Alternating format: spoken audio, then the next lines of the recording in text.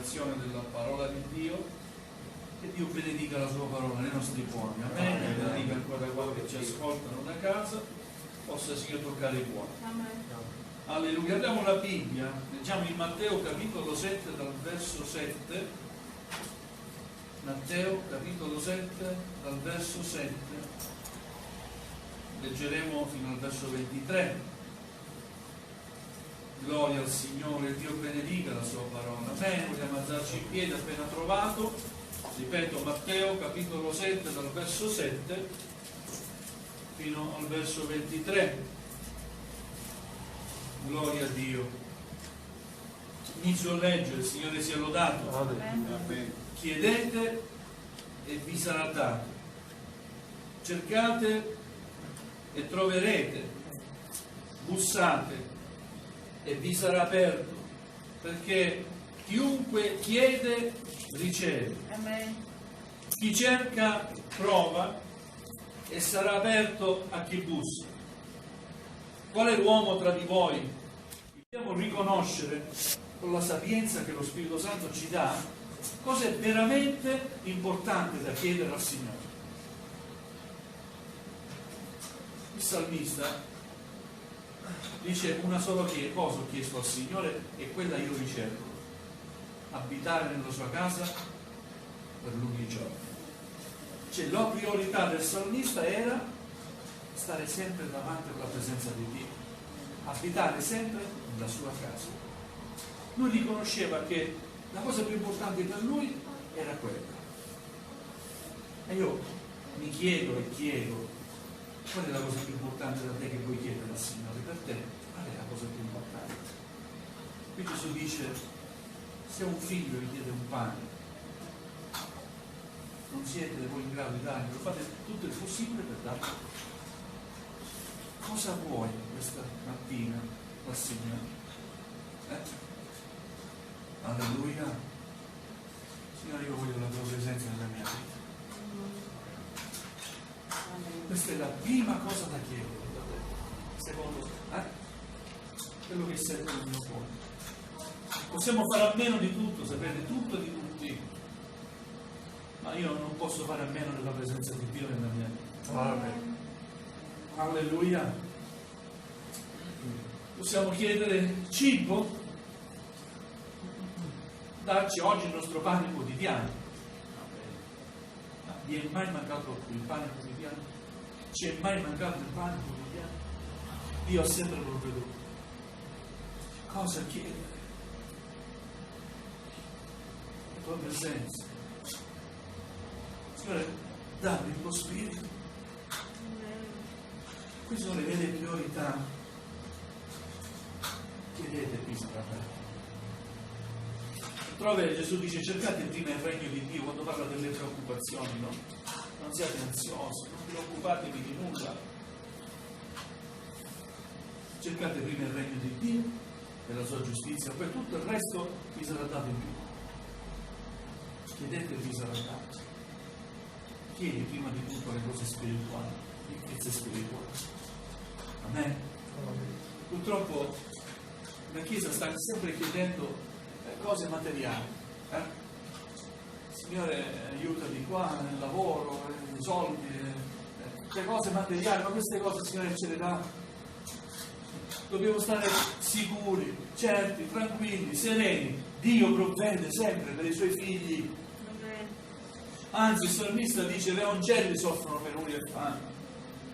Non ho mai visto mancare nulla ai figli di Dio. Amen.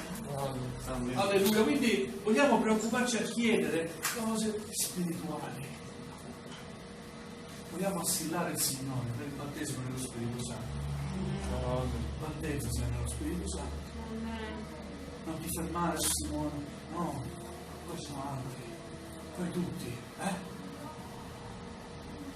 Amen. E chi è battezzato nello Spirito Santo? Io sono battezzato nello Spirito Santo. Che chiedo al Signore? Continua ancora, Signore, riempimi. Fa che il livello non scenda mai, Signore, ma riempimi sempre. Per lo Spirito Santo. Ma fino a quando? Fino a traboccare, devo uscire di fuori, Signore. Amen. E allora avrò una vita esuberante. chiedete e vi sarà dato. Cercate e troverete. Cercare è impegno, devi cercare. Non posso mai dimenticare il primo giorno di lavoro, dove lavoro adesso, in Masterisa, no? Subito il primo giorno mi ricordo mi hanno dato una lista, cerca queste cose, senza spiegarmi cos'era, che materiale era, codici. Mi sono arrangiato, dovevo arrangiarmi e capire cos'era. Però ho cercato con impegno e alla fine trovavo le cose, si trovano le cose, ci vuole tempo, ma si trova quello che si cerca. Rendo l'idea, a me? Cercate e troverete, impegnati a ricevere quello che cerchi dal Signore. Bussate e vi sarà aperto. Amen. Ci vuole interesse finché la porta si apra. Mi devi rispondere. Insisto, sono qua, sto bussando. Amen. Questo è un aspetto della preghiera importante che non va sottovalutato. Chiedete e vi sarà dato, cercate e troverete, bussate e vi sarà aperto, perché chiunque chiede riceve.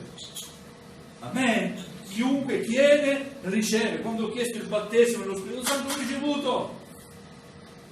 Ero nelle condizioni adatte per riceverlo, ero umiliato, piangevo, il mio cuore era rotto. Ho ricevuto il battesimo dello Spirito Santo. L'ho cercato, l'ho chiesto, l'ho ricevuto e il Signore mi ha aperto la sua porta. Sono entrato nella grazia sua. Alleluia. Perché il Signore ci ama come un padre ama i suoi figli. Amen. Alleluia. Vedete, il Signore ci dà solo cose buone. Dice: se dunque voi che siete malvagi sapete dare buoni doni ai vostri figli, il Signore ci chiama malvagi. Noi ci offendiamo. Io non mi offendo. Il cuore dell'uomo è insanabilmente malvagio. Siamo inclini alla malvagità. E grazie all'amore di Dio che abbiamo ricevuto, se riusciamo a trasmettere amore agli altri, se riusciamo ad essere compassionevoli. Amen. Quindi riusciamo comunque, anche se la nostra natura è malvagia, a dare cose buone ai nostri figli. Amiamo i nostri figli, vero? Desideriamo il meglio per i nostri figli. Così è Dio per noi. Lui vuole darci il meglio. E ce l'ha dato il meglio, ci ha dato Gesù. Amen. Amen. Il meglio ci ha dato. Gloria al Signore. Poi ancora nella sua predica Gesù parla della regola per l'eccellenza. C'è una regola da seguire. E qual è? Tutte le cose dunque che voi volete che gli uomini vi facciano, fatele anche voi a loro. Quante volte desideriamo che gli altri ci diano una parola d'affetto, facciano un gesto d'amore? Amen? Lo desideriamo gli altri che facciano verso di noi, ma Gesù dice: tutto quello che tu desideri che gli altri facciano a te, fallo prima tu agli altri. Amen? Questa è la regola d'oro. Dobbiamo applicare alla nostra vita di credenti e di cristiani. Tutte le cose dunque che voi volete che gli uomini vi facciano, fatele anche voi a loro, perché questa è la legge e i profeti. Come adempiere, come osservare la legge, fai del bene, non ricambiare il male con il male. Vorresti ricevere male da qualcuno? Io no. Quindi non dare il male. Amen. Vuoi ricevere una risposta dolce? Dalla sempre una risposta dolce, anche se ti costa. Dalla sempre, perché sei un cristiano. Alleluia. Poi parla anche di 2 vie. Qualcuno dice che ci sono 3 vie. No, sono 2 vie. Non c'è posto nel mezzo. O sei per una via o sei per l'altra via. Entrate per la porta stretta, perché larga è la porta e spaziosa la via che conduce alla perdizione. La via che conduce alla perdizione è larga, è facile entrarci. Invece è più difficile entrare per la porta che porta alla salvezza, perché è stretta ed angusta. Servire il Signore è difficile, è piacevole se ne gusti il valore, la potenza, l'amore. Poi il peccato attrae. È difficile dire no al peccato, vero? Ma vogliamo darci la forza di dire sempre no al peccato e dire sì alla vita. La porta stretta, al gusto, sì, ma dobbiamo entrarci perché quella è salvezza. Amen. Amen. È difficile, ci passo, poi io forse fare così per... Mio collega prende in giro e dice, ci passi da qua? Però una cavoletta e l'altra c'è poco spazio, ci passi. Io non l'ho vinto, non gliel'ho vinto, ci passi. Invece non ci passa. Però in qualche modo stringo qua, ci passo. Dobbiamo entrare per questa porta stretta, angusta. È difficile. Ci sono tante tribolazioni e difficoltà, anche per chi serve il Signore. Ma dobbiamo lo stesso entrare per questa porta stretta e angusta. Stretta invece la porta è angusta, la via che conduce alla vita, e pochi sono quelli che la trovano. Pochi sono quelli che la trovano.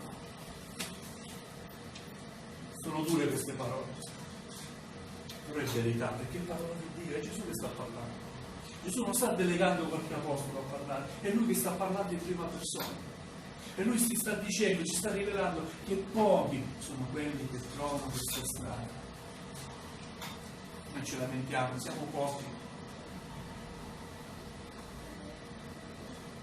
Rendo l'idea? Siamo pochi.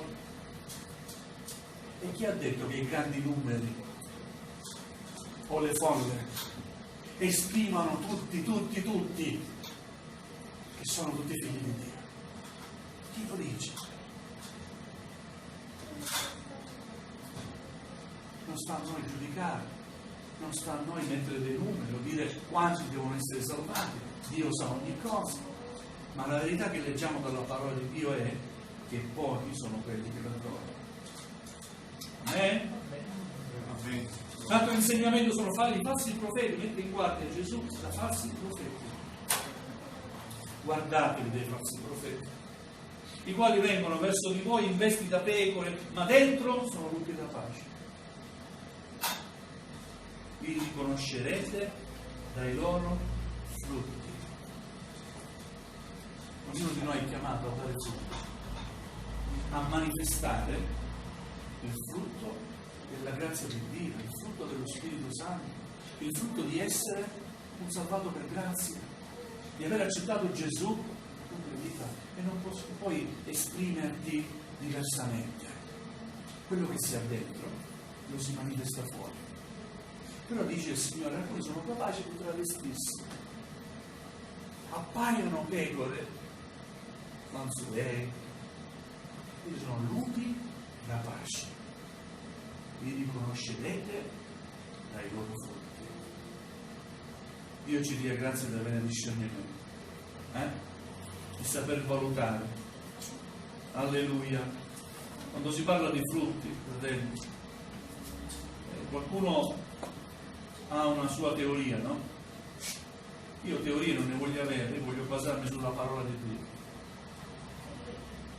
La teoria che alcuni hanno, sapete qual è? I frutti sono le anime che noi portiamo a Cristo. Ma è difficile portare un'anima a Cristo, perché non tutti, quando ascoltano, hanno il cuore propenso a riconoscere la salvezza in Cristo Gesù. Parli. Pochi sono quelli che trovano la strada angusta e stretta, entrano per la porta stretta. E non sei riuscito a portare un'anima in chiesa, quindi se non cresce non porti frutto. Non è questo il frutto. Questa è assoluta ignoranza, è un denigrare i figli di Dio. La Bibbia ci dice che i frutti sono altre cose. Vogliamo leggere in Galati capitolo 5.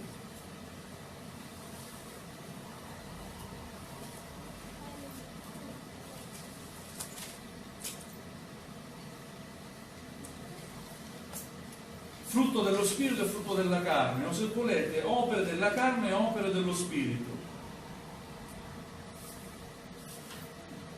Galati capitolo 5 dal verso 19.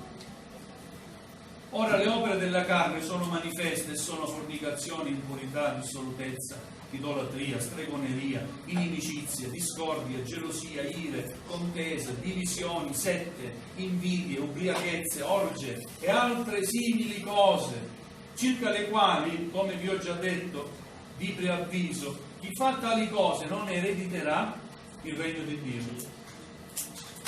Il frutto dello Spirito, qua parla del frutto che ogni credente deve avere, possedere. Amen. Il frutto dello Spirito invece è amore, gioia, pace, pazienza, benevolenza, bontà, fedeltà, mansuetudine, autocontrollo. Amen. Guardate, non me lo invento io, è parola di Dio. In ogni credente, in ognuno di noi deve essere manifesto questo frutto. Questo è il frutto che vuole vedere il Signore. Nella tua vita ci sia amore, gioia, pace, pazienza, benevolenza, bontà, fedeltà, mansuetudine, autocontrollo. Questi sono i frutti che dobbiamo portare. Li riconoscerete dai frutti. È chiaro che se uno mi dice che è un figlio di Dio, è cristiano evangelico, è battezzato da 50 anni, 60 anni, e poi litiga con tutti, che cosa devo pensare? Li riconoscerete dai frutti. Io penso, fratello, tu ti devi convertire. Amen. Li riconoscerete dai frutti. Questo tipo di fratello che mi parla bene di Gesù mi fa dire e pensare, fratello, prima di parlare a me, prima di parlare agli altri, prima di predicare agli altri, guarda la tua vita, che frutti stai manifestando. Amen. Ecco perché guardatevi dai falsi profeti, dai falsi predicatori, dai falsi cristiani. Purtroppo ci sono falsi adoratori, perché Gesù parla di veri adoratori. Quello è scritto in Giovanni: ora viene che i veri adoratori adoreranno Dio in spirito e verità. I veri adoratori. Quindi ci sono falsi adoratori. Signore, facci stare insieme ai veri adoratori. Dobbiamo adorare Dio in spirito, perché Lui è spirito. Non possiamo rappresentare Dio con un disegno, una figura, con una pittura. Non è possibile adorare Dio in questo modo. Dio si adora in spirito e verità, in sincerità di cuore. Amen. Amen. Gloria al Signore. Alleluia. Quindi falsi profeti, purtroppo viviamo in tempi che ci sono falsi profeti. Ancora Gesù continua, dice: non chiunque mi dice Signore, Signore entrerà nel regno dei cieli, ma chi fa la volontà del Padre mio che è nel cielo. Molti vi diranno in quel giorno: Signore, Signore, non abbiamo noi profetizzato in nome Tuo e in nome Tuo compiuto opere potenti, cacciato demoni e fatto in nome Tuo opere potenti? Allora io vi dichiarerò: io non vi ho mai conosciuti, allontanatevi da me, malfattori. Questo mi fa capire che non mi devo neanche fidare da uomini che hanno l'etichetta di uomini di Dio, ma in realtà non lo sono. È vero, il Signore li usa, si è usato il Signore e si usa, ma la gloria va solo a Dio. Quando il Signore si usa di un fratello, di un pastore, scacciare il demone, non vuol dire che quel fratello è santo. Devi solo dare gloria a Dio. In quel momento il Signore sta usandosi del fratello, è lui lo strumento. Scacciare il demone, ma chissà se un giorno sarà uno di quelli che davanti a Dio dirà: Signore, ma io ho scacciato un demone nel tuo nome. Io ho pregato per gli ammalati, sono stati guariti, ma io non ti conosco, per il imperatore di iniquità. Amen. Ora stiamo attenti, viviamo in tempi difficili. Il nemico inganna, non facciamoci ingannare. Andiamo avanti, guardiamo alla croce. Abbiamo una parola di Dio, restiamo fermi nella parola di Dio. Non guardiamo, non vogliamo essere attratti da predicatori, da uomini, da fratelli che si presentano come dolci e sono tutto l'opposto, che si presentano come pecore e invece sono lupi. Ma guardiamo la realtà dello Spirito. Dio ci ha chiamati ad essere anche avveduti, a saper riconoscere l'albero dal frutto. Se un albero di mele che può fare solo mele, o no? Se tu vedi un albero di mele, qualche pera, è strano. Non ci può essere una pera, un albero di mele. È sempre frutto, è una pera. Ma non c'entra, deve fare mele. Amen? Amen.